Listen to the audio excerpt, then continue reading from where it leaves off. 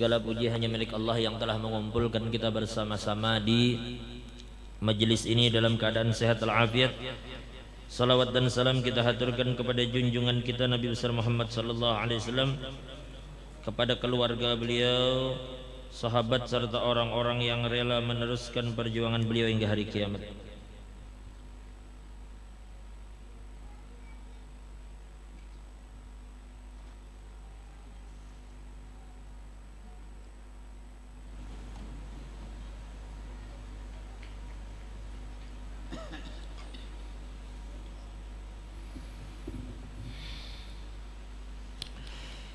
Mohon doa untuk Muhammad Ma'rifatullah bin Sa'id dan juga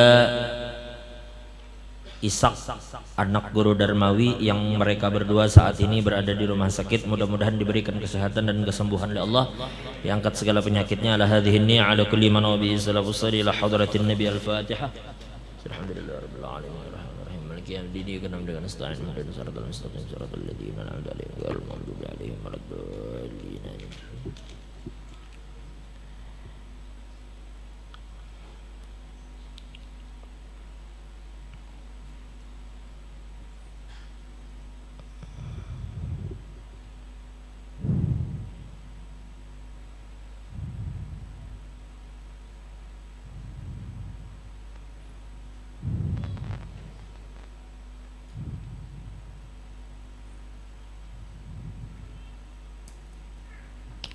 Bismillahirrahmanirrahim.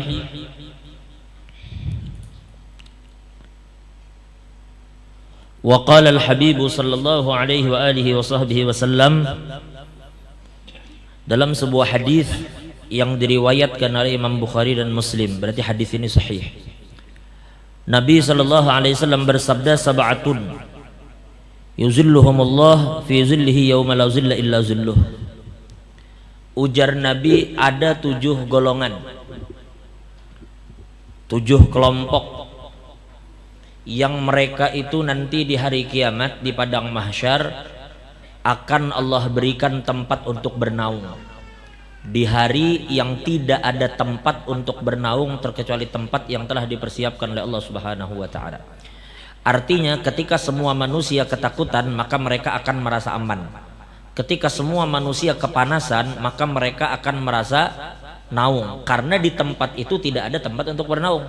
Di situ dikatakan bahwa matahari itu biqadri syibir, hanya sekedar apa kita nyebutnya, sejengkal dari kepala kita matahari. Sampai banyak manusia itu yang tenggelam di dalam keringat mereka sendiri. Wa hadza yaumul faza'il akbar, ini adalah hari yang sangat mencekam, hari yang setiap orang itu takut di hari itu. Cuma ada 7 orang yang dijanjikan oleh Nabi, mereka pasti akan merasa aman ketika orang lain merasa takut. Mereka akan mendapatkan tempat bernaung ketika yang lain tidak mendapatkan tempat untuk bernaung. Siapa dia? Yang pertama adalah imamun adilun, yaitu seorang pejabat yang adil, pemimpin yang adil di dalam kepemimpinannya, pemimpin yang amanah terhadap jabatan yang diterimanya.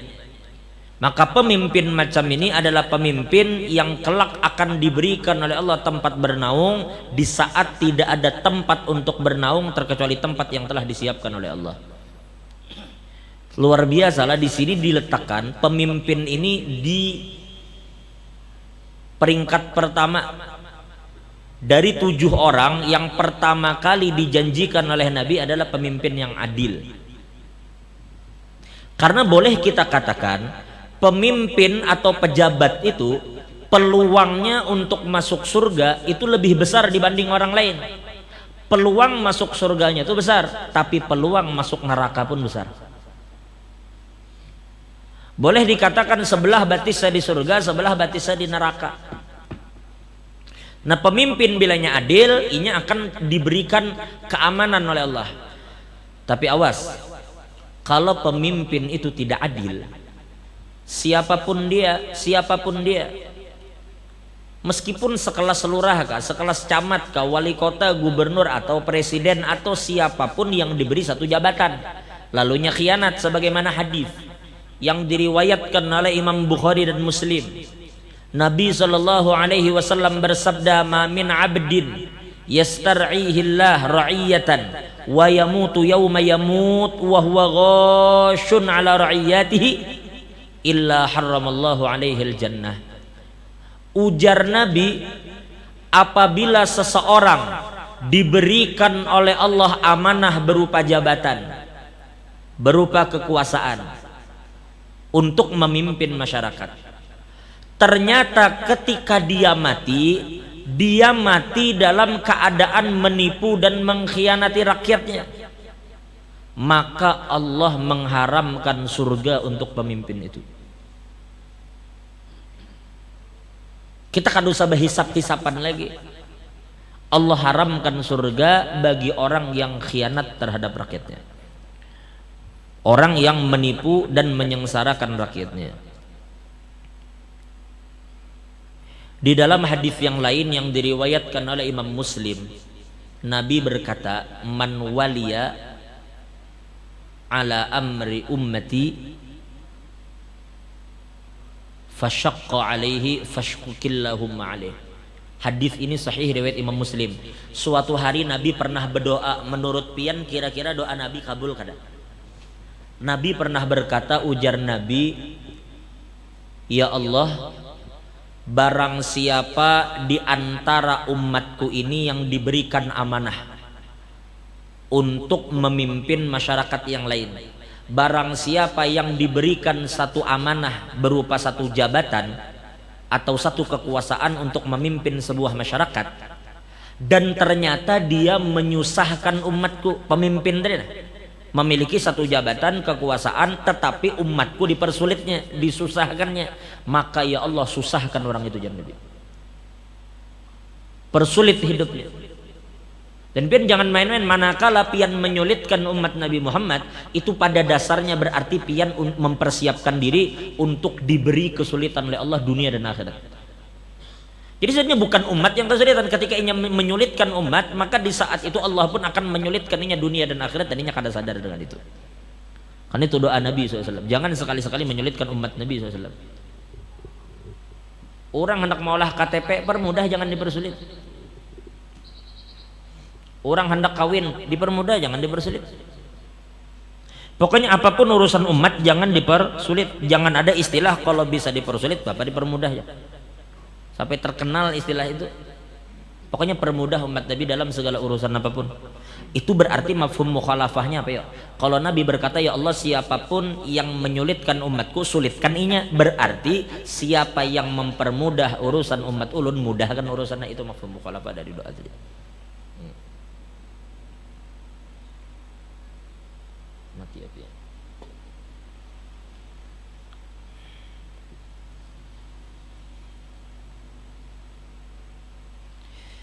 Haram hukumnya adalah zalim kepada rakyat, itu hukumnya haram ya. Siapapun pemimpinnya, siapapun, dimanapun, sepanjang masa.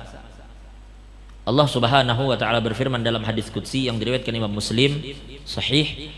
Allah Subhanahu wa ta'ala berfirman, "Ya ibadi, inni haramtu dzulma ala nafsi wa ja'altuhu bainakum muharrama fala tadzalamu."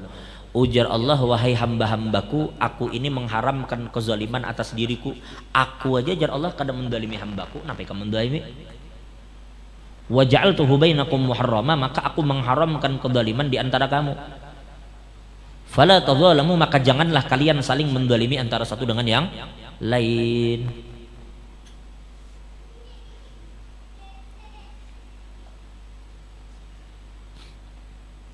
Az-zulmu dzulumat yaumil qiyamah. Kezaliman itu adalah kegelapan kelak di hari kiamat. Artinya bila gelap, inya kada akan bisa berjalan dengan selamat. Artinya orang zalim itu kada bakal selamat di hari kiamat. Baik, yang kedua. Yang kedua, apa tadi yang pertama? Imamun adilun. Kalau kita diberi jabatan,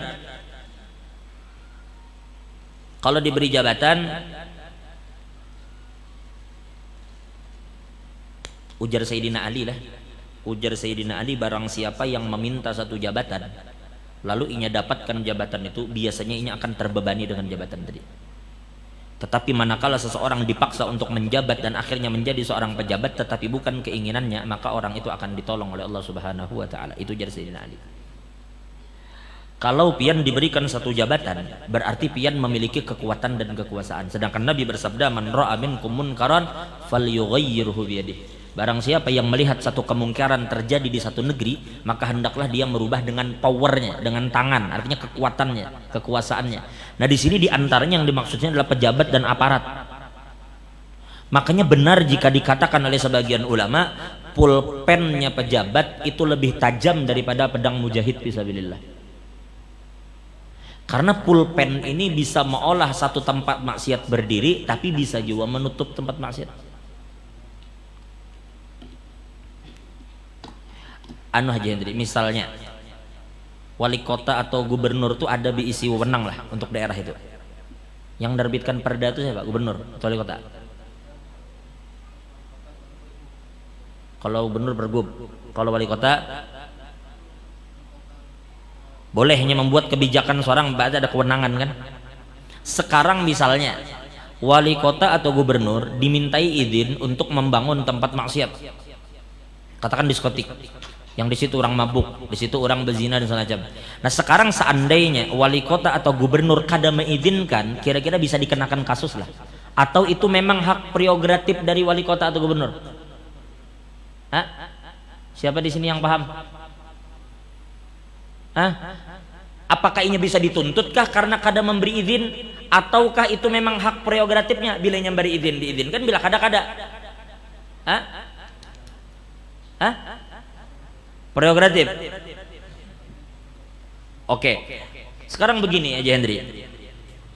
Kalau memang itu diserahkan ke masyarakat, sekarang katakan Lok Bahu. Katakan misalnya di kelurahan Lok Bahu hendak didirikan diskotik. Otomatis kan yang bertindak pertama kan masyarakat. Masyarakat setuju kada kira-kira? Kada setuju.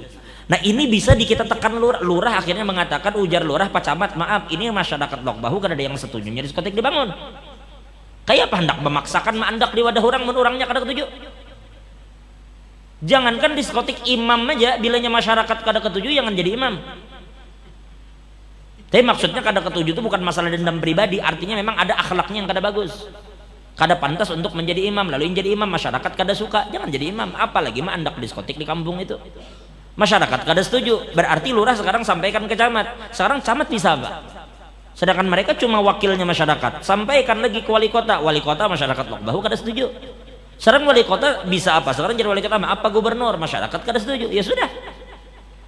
Karena ketika masyarakat kada setuju, kemudian pejabat itu memiliki kemampuan untuk tidak membangun, memiliki kewenangan untuk tidak memberikan izin, tetapi masih memberi izin sampai mati pejabat itu, bangunan itu tetap berdiri, maksiat di situ tetap berjalan, dosanya mengalir terus ke pejabat itu. Jangan pian kira cuma ada yang namanya pahala jariah, dosa jariah pun ada. Hah? Mati pejabatnya, apakah mengalir dosanya? Mengalir dosanya. Oh, tapi kan ingat kada bermaksiat, aku kada umpat masuk ke dalam situ aja. Aku tanda tangan mereka, umain ulai aja. Kebelujuran ngaran Sidin Sulaiman. Nah, ulai terus na. Haji ulai. Tanda tangannya terusnya. Aku di sini seumur hidup kada pernah masuk situ. Aku jadi sini kada pernah minum dalam situ. Al-i'anatu 'alal ma'siyah ma'siyah. Menolong kemaksiatan itu hukumnya maksiat. Jembatan itu tergantung hukum tujuan. Kalau tujuannya haram, jembatannya haram. Kalau tujuannya ibadat, jembatannya pun hukumnya hukum ibadat. Jadi jangan menolong yang haram. Makanya pejabat siapapun dia, apabila ada orang meminta izin untuk membangun tempat maksiat, jangan diizinkan mumpung pian jadi pejabat. Tapi ngalih aja amun ka itu sarik masyarakat, amun ka itu kalau jadi pejabat. Pian takutan lawan hukum makhluk, tetapi kada takutan lawan Tuhan. Itu menyusahkan umat Nabi. Lokalisasi dibukanya, membuka lokalisasi, ibu-ibu jelas kada setuju dulu, kada setuju. Ngalih juga kena lakinya seminggu sekali ziarah ke sana. Ziarah ke sana kan ngalih. Haram, sekali lagi haram. Jangan dipikir jabatan itu hanya sekedar mencari kayak apa supaya anu proyek, kayak apa supaya anu dan itu bukan. Kayak apa masalah itu bukan. Yang pertama dilakukan bagaimana jabatan ini menjadi jembatan pian untuk mendapatkan janji Nabi tadi nah. Yang Allah akan memberikan pian tempat bernaung, maka biasanya yang kada tahan panas di pejabat. Peletakan batu pertama jadi payungnya ajudan, bepayung lawan ajudan, berarti kada tahan panas, AC dan segala macam. Nah jadi takutlah akan datang suatu hari yang di hari itu kada ada lagi ajudan, di hari itu kada ada lagi payung, di hari itu kada ada lagi orang yang setia lawan pian. Di saat itu kada ada yang wani memprotes, la yatakallamuna illa man adzina lahur rahman. Siapapun kada ada yang wani berpender saat itu, jauh sama sekali. Memang pengacara dan segala macam kada ada. Saat itu pian harus berlindung dengan amal pian sendiri. Nah salah satu yang akan menyebabkan pian diberikan perlindungan oleh Allah adalah menggunakan jabatan itu sebaik-baiknya, dan jangan sampai jabatan itu digunakan untuk maksiat kepada Allah. Oke, kada maksiat, jangan juga gunakan jabatan untuk menolong maksiat. Baik, selesai di situ. Nasarik pulang pejabat.